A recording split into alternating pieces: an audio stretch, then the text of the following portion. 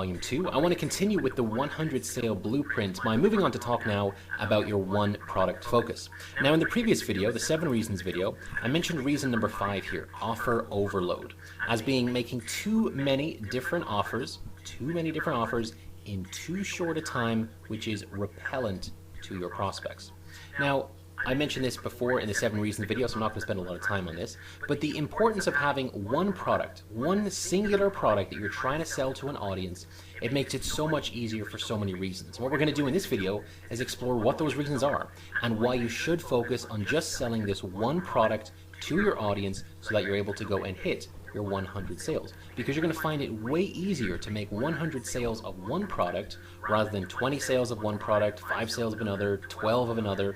It's going to make it way easier to make your first 100 sales if you have a singular product focus. You're only focusing on one product. Now let me show you exactly why that is.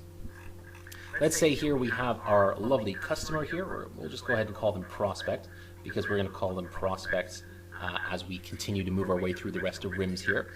And then what we want to do is get them to buy our one product here, our lovely generic Your Image Here product. This is just going to be a placeholder for the product that you ultimately decide. I won't tell you what that product is going to be. You're going to know what that is by the end of this video before we move into the next module. But you're going to have your one product that you want to focus on. And if you just focus on one product, you're able to create multiple touch points in your relationship with this prospect that helps them ultimately make their decision to purchase this product and put the money in your pocket, but also move them closer to solving the big problem that they are trying to focus on. So what happens here is, as you continue to have multiple touch points with your prospect, you're going to discover things like value. You're going to share with them the value of your product right here and how it fits into their ultimate solution. All of your prospects have things that they want to achieve, and this is going to vary based on the niche that you get into, which we're going to talk about in a few minutes as well. But let's say you're in the weight loss space. The product that you're going to recommend is going to help them to lose weight, but it's not going to be the main thing that they want in life, in their weight loss journey. The reason that people want to lose weight isn't because they want to see a specific number on the scale. It's because they want to feel better about themselves. Maybe they want to be more appealing to their partner. Maybe there could be so many reasons why. Each person has their own reason to why they're looking to solve a problem, and the product that you recommend should help them in that journey to have that bigger solution that they're trying to get to. So if you understand your customer and you can show value to them that shows them why this one product is going to help them, well, guess what? There's probably hundreds, if not thousands of other people who are also on the same journey, who are looking for the same outcome, and if you can share that value with multiple people, guess what? You're going to hit your 100 sales much, much quicker than if you're trying to sell one product to one person, one product to another person, and 50 of this product and 12 of that product. Just focusing on one product allows you really closely to understand, first of all, what this product is and why people would want to buy it, but it helps you better understand your prospects, because as you see things like, are they opening your emails? Are they not opening your emails? How are they responding to your advertising? How are they responding to your social media? You're going to ultimately end up with this perfect prospect that you're trying to get on your customer email list, because you know if you get that prospect, you have this journey automated out for them, and it's going to bring them on that road to ultimately getting more sales. Now, another benefit to this is objections, right? So every product in the world, whether it's a sports car, whether it's a house, whether it's a hot dog, whatever it might be, there's always going to be some objection to getting that product. And this is a big thing that stops people from making purchases. Well, if you only focus on one product and you become a student of that product, you understand the sales copy and what the product is, and you actually go buy the product, yes, that's really important that you go buy the product, it becomes really clear. You can understand the sales objections that people would have. Maybe it's an issue with cost. Maybe it's an issue with some of the sales material just feels really cheesy. Maybe that's an objection that people might have. As you go through and understand your product, you can identify what these objections are. In some cases, you might actually hear from your prospects about what objections they have to buying the product. And as you start to discover these objections, you can actually fit these objections into like little emails or maybe little videos or pieces of content that you send out to your prospects as you kind of as you remind them that your one product is out there and here's the problem that it solves. So as you drop in these little tidbits of information that help them overcome objections, what you're really doing is, as your prospect is on this journey, hearing about your product and hearing about how all the wonderful things that it can do for them, you're planting little seeds in their mind so that when they get to the sales page and they see the sales material, the objections that normally they would have are no longer there because of the work that you've done over here and over here and over here in sharing content and emails and things like that that help the sale move along. And of course, that's very difficult to do if you're selling multiple products and buy this and buy that and buy this and buy that. Here's a trial, here's a webinar, here's this, here's that. It becomes very, very difficult. It's more of a shotgun approach. It doesn't really work. What we want to do is act like a sniper, and we're trying to get this product directly into the hands of our prospects. Now, there's so many other wonderful reasons why focusing on one product is really beneficial. These are just two major ones. It helps you understand the objections that your customers are going to have, and by understanding that, you can work through those objections before they even see the sales page, and it also allows you to provide more value to your prospects over time. The next thing I want to talk about here is kind of the converse of that. So let's say here we have our prospect, okay? Prospect. And let's say this is the customer journey that they're going through. This is the wrong customer journey, where we have a couple of touch points and then we recommend product number one. And we have a couple more touch points. Maybe these touch points could be emails, or maybe you send them a link to something on Facebook, and then we recommend another product. A couple more touch points, another product. This is why offer overload is really repellent, because you're not spending as much time, right? If we do a little comparison here between the two, if we're spending our time understanding objections, value, we talk a little bit about, the benefits of this product rather than the features. Okay, features are what the product is. It's a collection of 5 videos and 6 modules and 3 worksheets. That's what it is. The benefit, once you understand the benefit of your product, it becomes much easier when you actually have one product. Once you understand the benefits, people buy products based on the benefit that it's going to have to them overall. So the more time you give yourself to understand these benefits and present them to your prospects, the more likely the sale is going to be.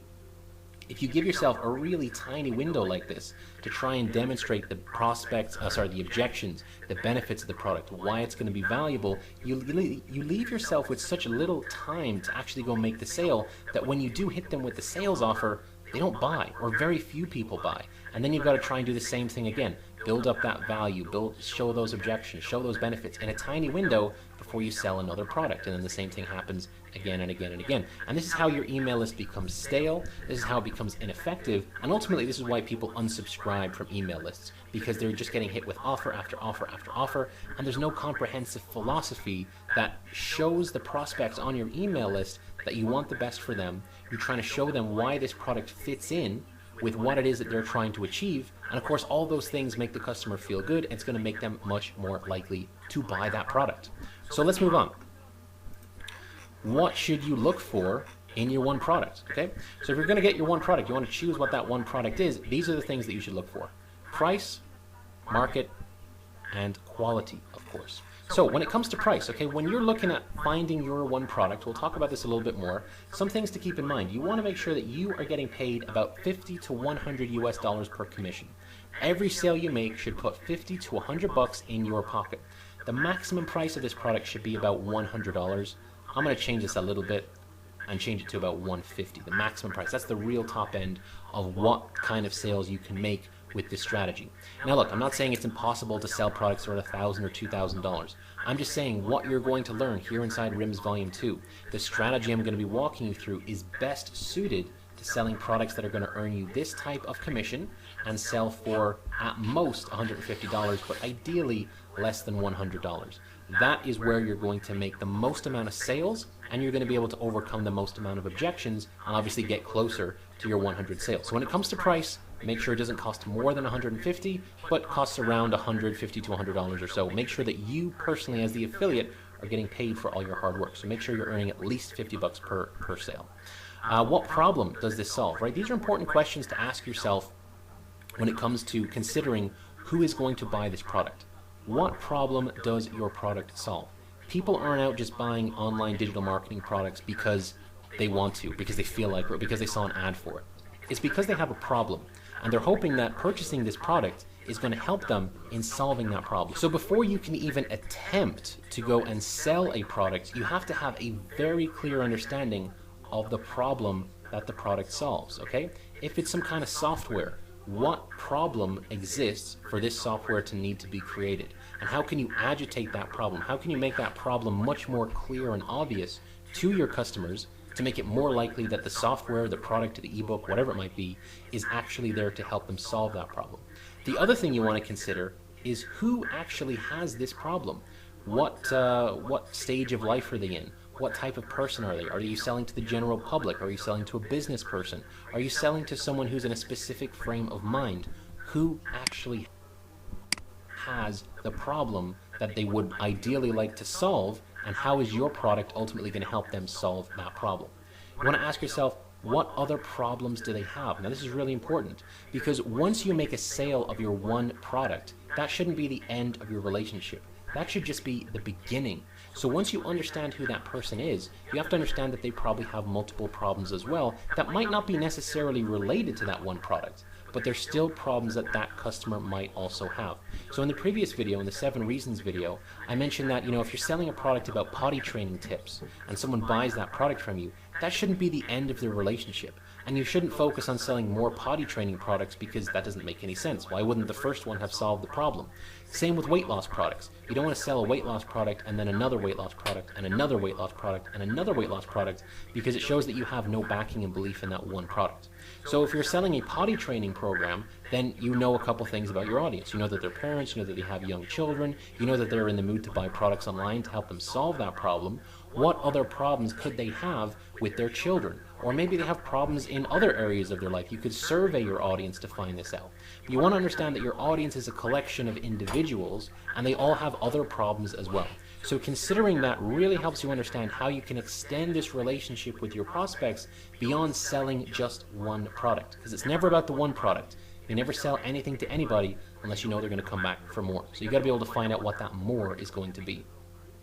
What else will they buy? How do you know? I basically talked about this already a little bit. And finally, who needs this product? So we talk about a problem that someone has that this product will help them solve. Who is actually in need of this? What things are they doing to find the solution to this product? Are they going to Google and typing in, how do I solve this problem? Are they watching YouTube videos? What stage of life are they in to actually need this product? And you also want to consider, what other ways can affiliates be reaching out to this audience? Are your commissions potentially going to be stolen if you present this in the wrong way?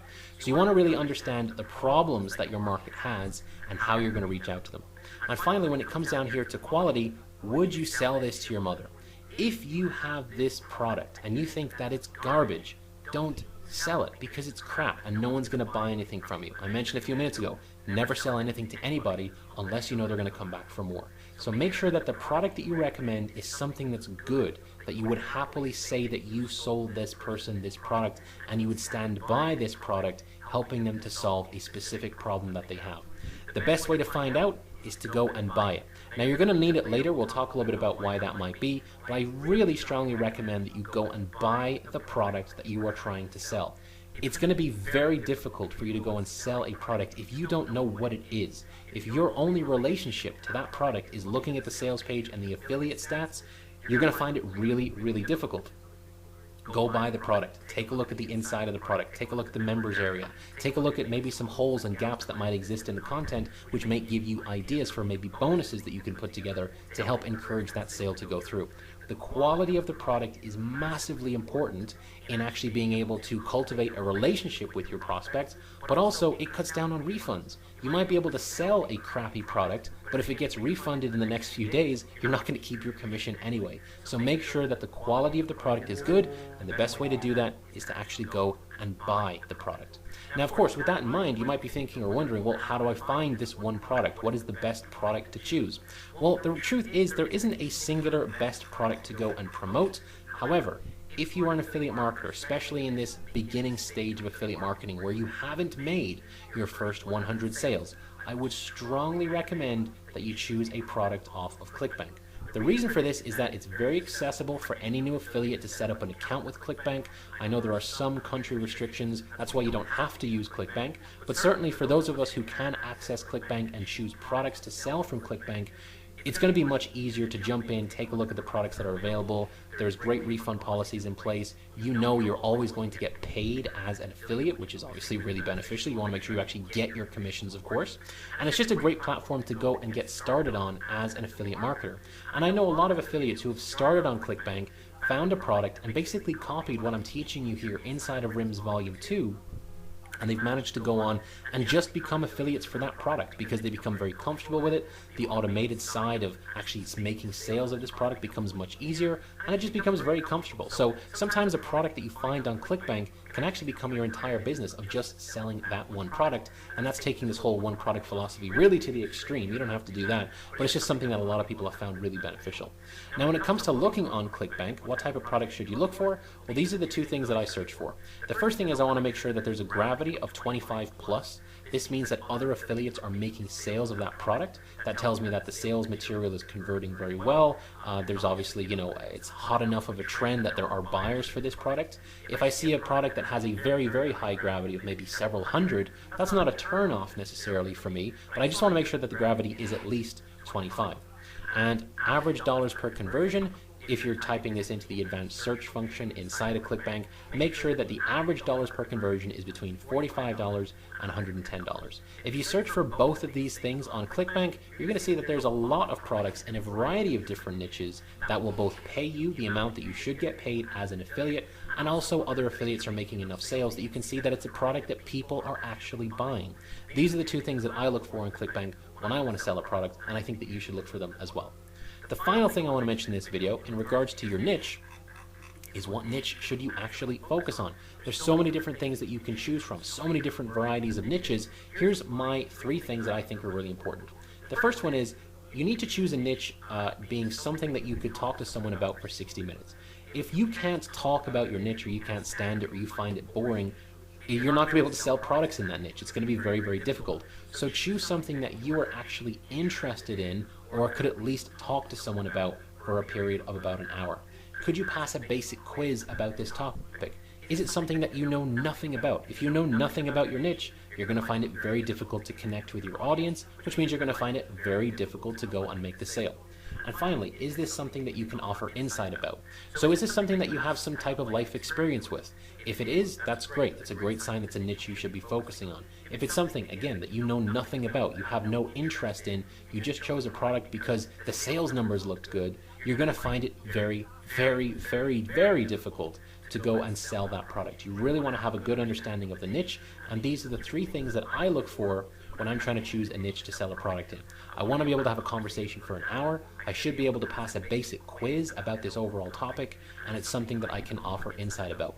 I have to be interested, and you have to be interested in this topic, because when it comes to writing the emails and putting together some of the content that's going to bring you the sales, guess what? If you don't know what you're talking about, your audience is going to see right through you, and they're not going to buy anything. So do yourself a favor and choose a niche that you are at least interested in. And if you're looking on ClickBank and you can't see anything that you're interested in, well, guess what? Take some time to research and find out some things about this niche. Follow some influencers on YouTube. Join some Facebook groups and educate yourself so that you're able to find out what people care about in this niche, so that you're able to translate that into things like your emails and your content that you're going to be sharing with your audience.